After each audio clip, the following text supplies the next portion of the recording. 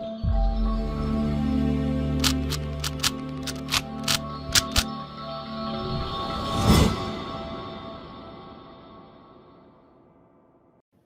Guys, welcome to Vibha classes. फिर से आप लोगों का स्वागत है 10 क्वेश्चन रोज के सीरीज का पार्ट 2। आज भी हम आपके साथ 10 क्वेश्चन लेकर आए हैं।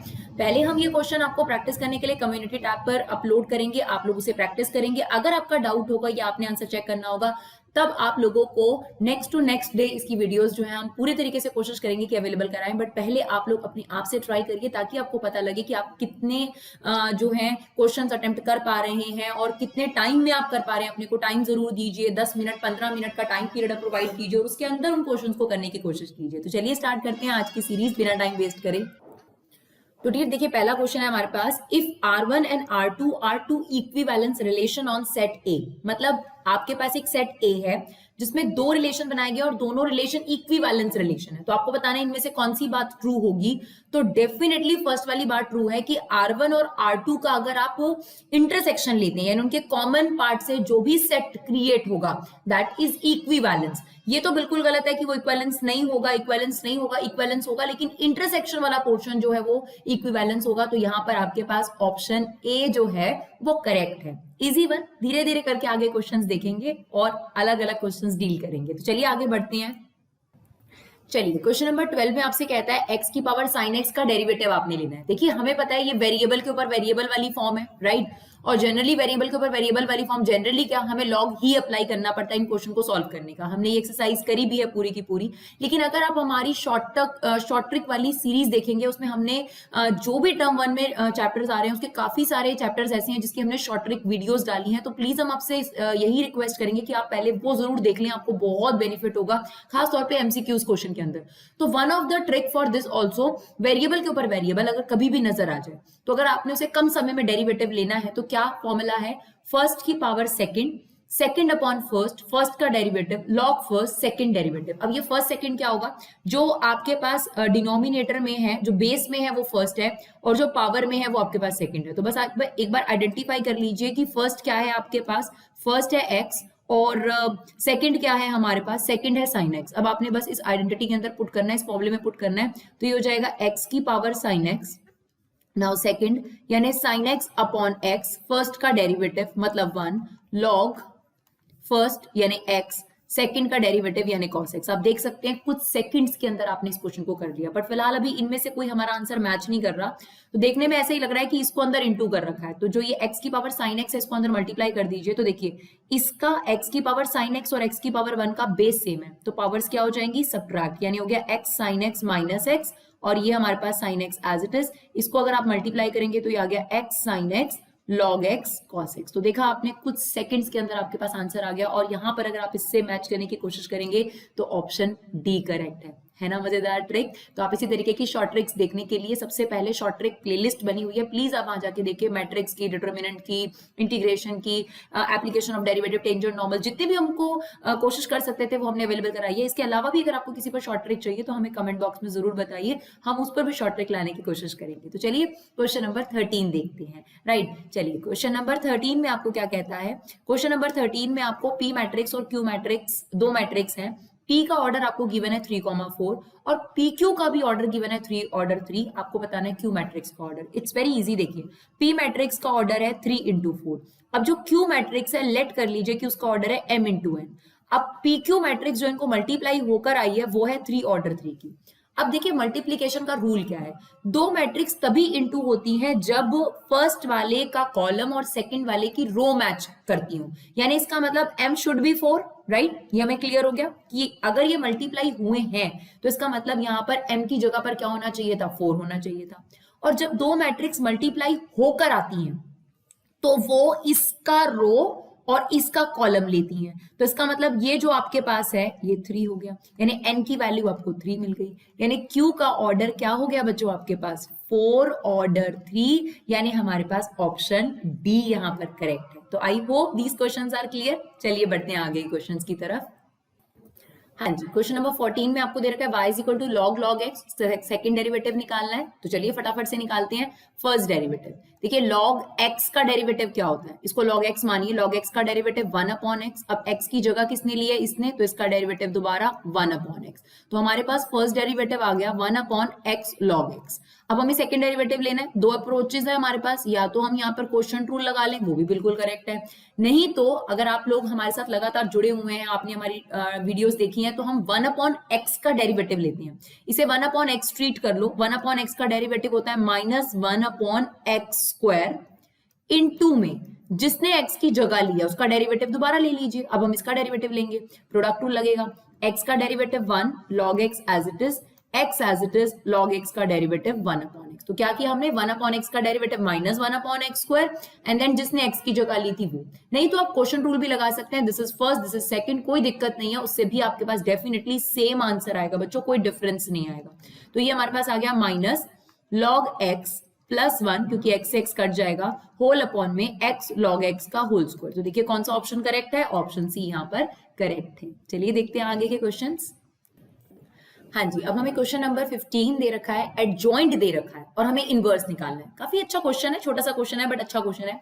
एडजॉइंट दे रखा है बच्चों और हमें इनवर्स निकालना है। हमें पता है इनवर्स का फॉर्मूला क्या होता है, 1 upon determinant into adjoint of A. मतलब एडजॉइंट ऑफ ए तो चाहिए, वो तो ऑलरेडी दे दिया उन्होंने, लेकिन हमें डिटर्मिनेंट ए निकालने के लिए तो ए मैट्रिक्स चाहिए होगी ना, तो उसके लिए सबसे पहले आपको ए मैट्रिक्स निकालना पड़ेगा।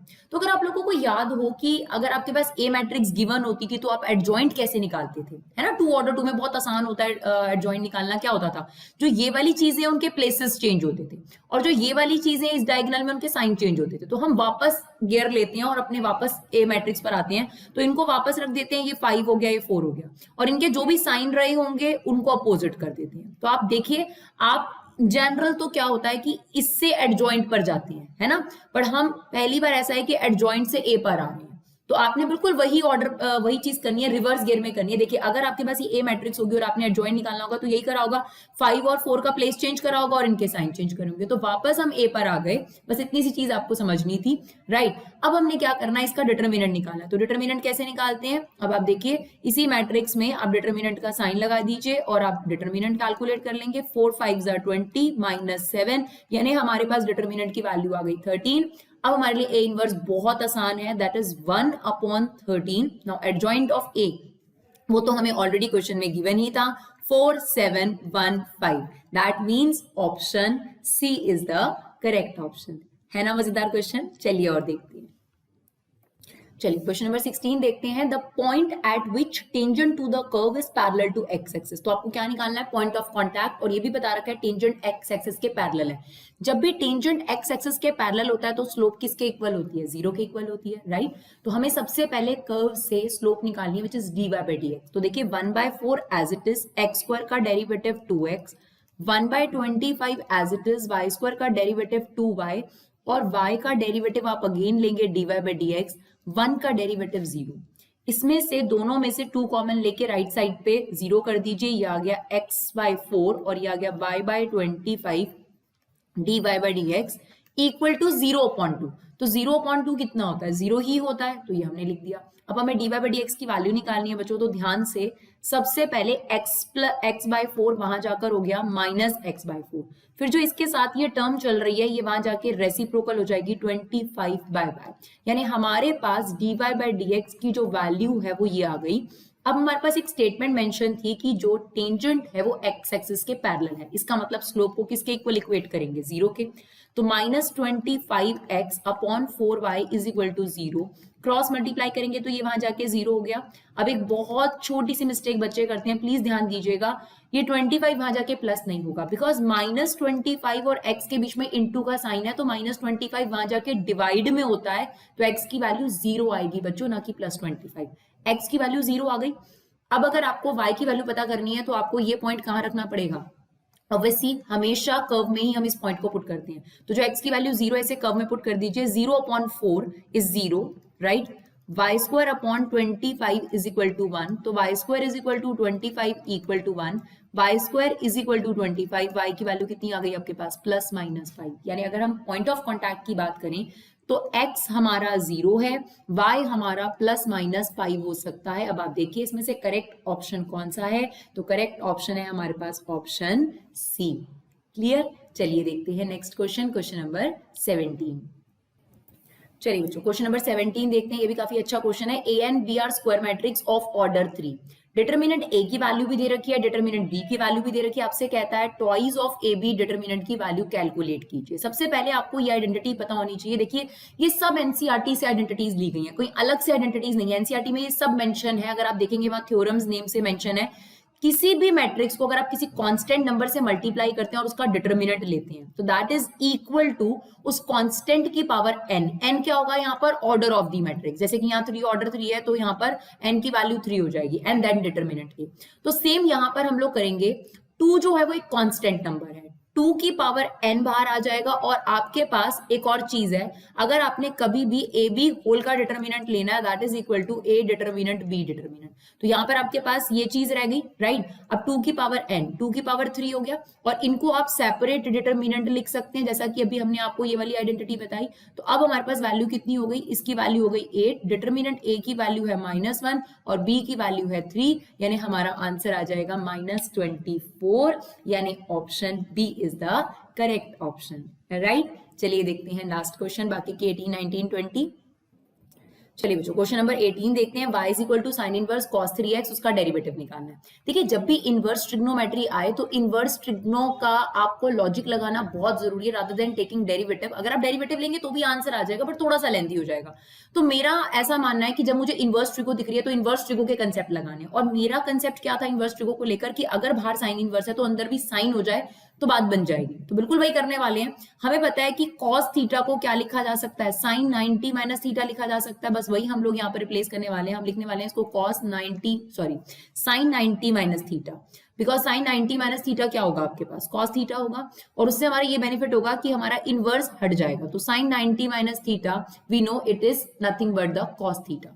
तो हमने ये वाली चीज को इस तरीके से रिप्लेस कर दिया। अब देखिए साइन इनवर्स से साइन कट जाएगा, आपके पास क्या रह गया? 90 माइनस 3x, नॉट एक derivative, it would be very easy.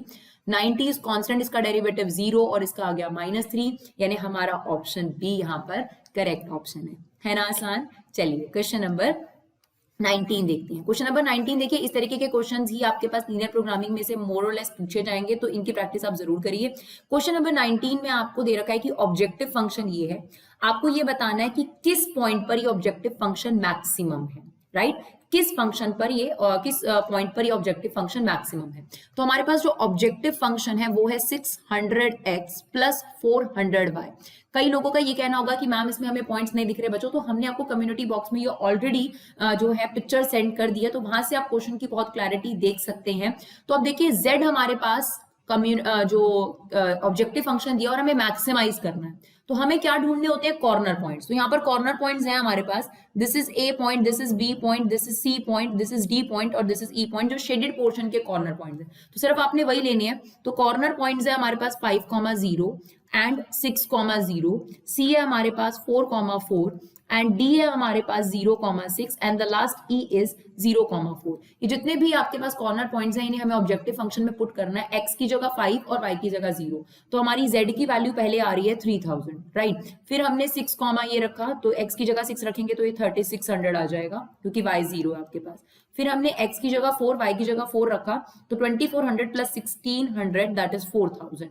Then 0,6, तो ये आ जाएगा 0 प्लस 2400 एंड देन लास्ट 0,4, तो ये आ जाएगा हमारे पास 1600। अब हमें क्या करना है? मैक्सिमाइज करना है। तो सबसे बड़ा आंसर कौन सा है? ऑब्वियसली 4000। तो इसका मतलब कौन सा पॉइंट है जिस पर ये फंक्शन मैक्सिमाइज है? It is 4,4, that means option सी।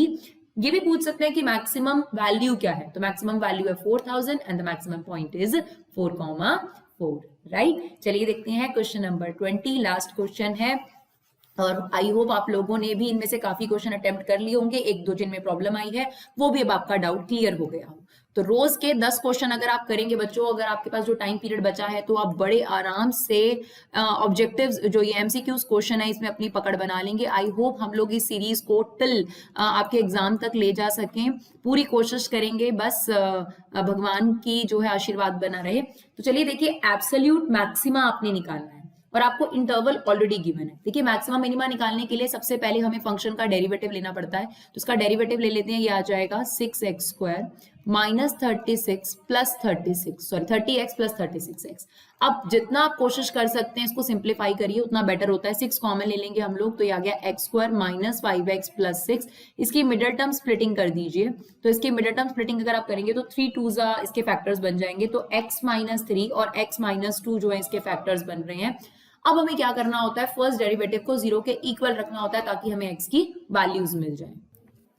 अब हम इसको 0 के इक्वल रखेंगे तो x की एक वैल्यू 3 और एक वैल्यू 2, और पहले से ही हमें क्लोज इंटरवल गिवन है 1 से 5, यानी अगर बात करी जाए तो हमारे पास 1 to 5 के बीच में 3 भी आता है 2 भी आता है, तो हमारे पास x की टोटल कितनी वैल्यूज हो गई, 1 2 3 5, 4 वैल्यूज हो गई। ये चारों की चारों वैल्यूज हमें फंक्शन में रखनी पड़ेंगी। अगर हम फर्स्ट डेरिवेटिव टेस्ट के लिए जा रहे हैं तो हमने सबसे पहले फंक्शन में 1 पुट करा यहाँ पर, तो हमारा आंसर आ रहा है 24 बच्चों। और अगर हमने 2 पुट करा इस फंक्शन में, x की जगह 2 पुट कर दीजिए, तो हमारा आंसर आ रहा है 29। अगर हम यहाँ फंक्शन में 3 पुट कर रहे हैं तो हमारा आंसर आ रहा है यहाँ पर 28, और अगर हम 5 पुट कर रहे हैं तो हमारा आंसर आ रहा है 56। हमसे क्या पूछा गया था, मैक्सिमम वैल्यू बताइए। देखिए इन सब में जो सबसे बड़ी वैल्यू है वो है 56, तो दिस इज मैक्सिमम वैल्यू, और जो 5 है ये क्या हो गया आपके पास, मैक्सिमम पॉइंट। सिमिलरली अगर आपसे मिनिमम वैल्यू पूछी जाती है तो this is minimum value and this is minimum point. फिलहाल हमारा आंसर हमें मैक्सिमम वैल्यू देनी है, तो 56 इज द करेक्ट आंसर। तो आई होप 15 मिनट के अंदर अगर आप क्वेश्चन को समझ भी लें, साथ साथ हम लोग करके भी दिखा रहे हैं, तो आप लोगों के लिए काफी वैल्यूबल रहेगा ये, क्योंकि बहुत बड़ी बड़ी वीडियोस देखना बहुत मुश्किल हो जाता है। तो आप 10 मिनट 15 मिनट भी अगर आप मैथ्स को हमारे साथ देंगे तो आई होप आप लोगों को इससे जरूर बेनिफिट होगा। अगर आप लोगों को ये वीडियो यूजफुल लगे, अगर आपको ये सीरीज यूजफुल लगे, तो प्लीज इसे ज्यादा से ज्यादा शेयर करिए, हमारे चैनल को सपोर्ट करिए। Thank you so much guys for love and support, keep supporting.